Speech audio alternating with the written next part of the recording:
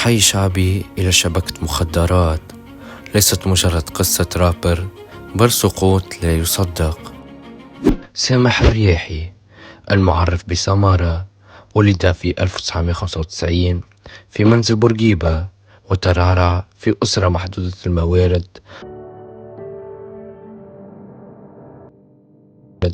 منذ عام 2012 كتب أول كلمات الراب على دفاتر المدرسة، حاملا بين كلماته رغبة في الهروب من الواقع.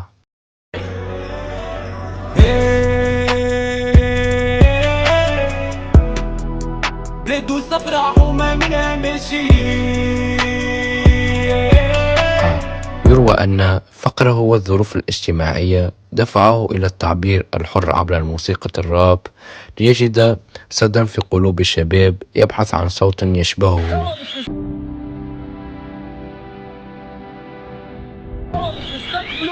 Rappeur rap en 2017, Samara.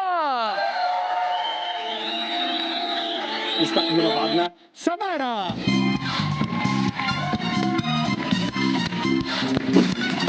قناته على اليوتيوب تجاوزت أكثر من مليار مشاهدة وأكثر من 4 ملايين مشترك، مما جعله أبرز فنان الراب في تونس. في عام 2024 أصدر البومين بارزين ترافيكون وزين. أغنية سوق حصدت المركز الأول في قائمة بيلبورد عربية لأفضل 50 أغنية هيب هوب، والمركز 13 في بيلبورد هوت مواسون. وهكذا تبنى صورة الشاب من الفقر إلى القمة الفنية. أنا في السوق هنا في البورش نسوق هنا، موسيقى بلايك كتيمة نسر بيها تروف هنا، شوفكم من فوق هنا تبع في اللوك هو لما تبدل تخليني كوبا. في دبي حصروا فيا بسلاح 4 مرات شوي لمت، البان وهنود تعرف شنو تعبوني، ريت ندور على سقايه من السباح وما يتبعوا فيا بسلاح تعرف. الشرطه سمعتني ما سمعني حتى واحد، حتى في المطار باش نمشي باش يطيحوني. علاش مانيش عارف على شنو. فماش توانسه، فماش 4 كراب 5 كراب يوصلوني المطار هنا. علاش وين تونس؟ وين توانسه كان في بعضنا كهو؟ وين هي تونس؟ في ماي 2021 عند مغادرته دبي أخضعته الشرطة الإماراتية للتوقيف المفاجئ. والدته أوضحت لاحقا أن السبب خلاف شخصي مع رجل أعمال أردني.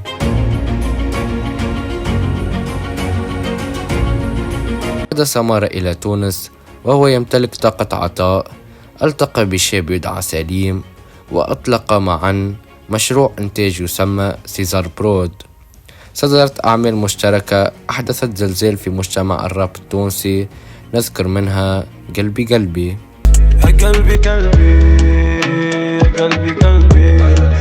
ونقلت المسرح من الشوارع إلى منصات الاحتراف.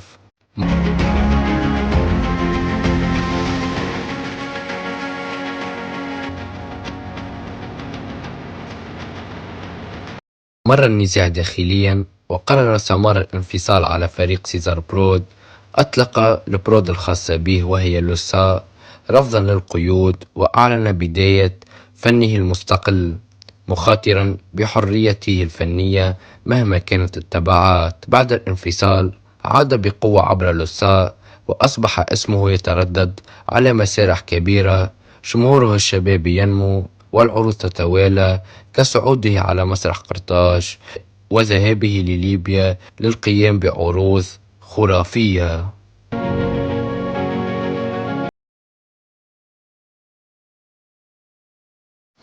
سيد الرئيس دخل في 400 مليون في الشهر، اسكو العبد لله مستحق انه يبيع مخدرات ولا يلحم مخدرات؟ 400 مليون في الشهر نخدم فنان، هذي 400 مليون شكيزوات وحفلات، اسكو انا مستحق باش نبيع مخدرات؟ سيد الرئيس اذا مانيش باش نتكلم باش يحطوا لي مخدرات وباش يعرضوني على المخدرات. في 29 جانفي 2025 شنت قوات الحرس الوطني حملة كبيرة في حي ابن خلدون. تم توقيف سمارة مع أحد أقاربه ضمن شبكة يشتبه بأنها لترويج المخدرات.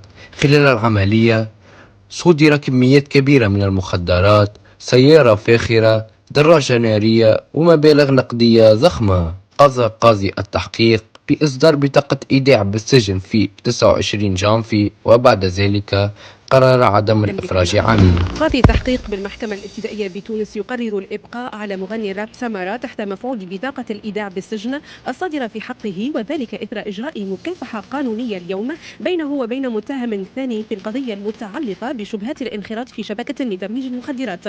في جوان 2025 أصدرت المحكمة حكما ببراءة سمارة من قضية نزاع مالي مع منظم الحفلات، معتبرة أن المسألة مدنية وليست جنائية.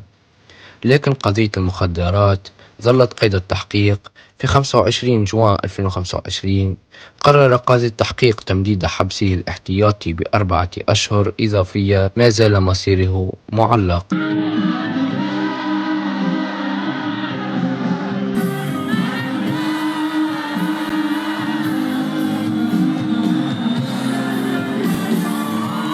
من مليون مشاهدة إلى مليون سؤال، من الأعلى إلى وراء القضبان، هل تكمل القصة بمحاكمة علنية أم تنتهي ببراءة تكتب على صفحات التاريخ؟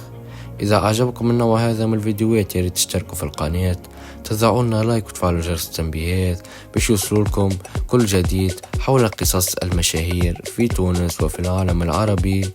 وهل تعتقدون أن هناك مؤامرة ضد سمارة؟